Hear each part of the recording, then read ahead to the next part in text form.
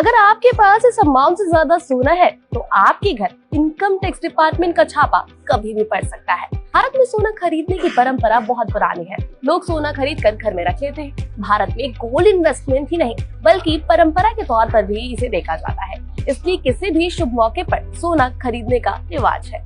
लेकिन क्या आप जानते हैं घर में कितना सोना रखा जा सकता है और लिमिट से ज्यादा सोना रखने पर क्या होगा? क्या सोना बेचने पर भी टैक्स चुकाना होता है? चलिए आज हम आपको यही बताने वाले हैं। इनकम टैक्स रूल्स के तहत घर में सोना रखने के लिए एक लिमिट तय की गई है। इसके मुताबिक मेल फीमेल के लिए ये लिमिट अलग अलग है।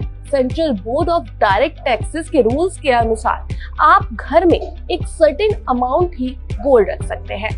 अगर आप इस समय सीमा से ज्यादा सोना रखते हैं तो आपको इसका सबूत देना होगा। जी हाँ, आपके पास सोने की खरीदारी से संबंधित बिल वगैरह होनी जरूरी है।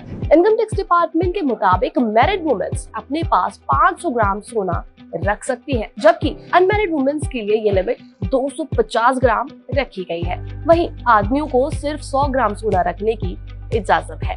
अगर आपने टैक्स फ्री इनकम से ज्यादा सोना खरीदा है या कानूनी तौर पर सोना आपको विरासत में मिला है तो उस पर आपको कोई टैक्स नहीं देना होता है। घर में सोना रखने पर कोई टैक्स नहीं देना पड़ता, लेकिन अगर आप सोना बेचते हैं तो उस पर आपको टैक्स देना होगा। जी हाँ, आप सोच होंगे कैसे? अगर आप 3 साल तक सोना रखने के बाद उसे बेचने जाते हैं तो उससे होने वाले प्रॉफिट पर 20% के रेट से long term capital gains tax लगता है। जल्द से जल्दी ये रील उन तक शेयर कर दीजिए जो गोल्ड खरीदने के लिए बहुत जाने जाते हैं और जो बहुत शौकीन है।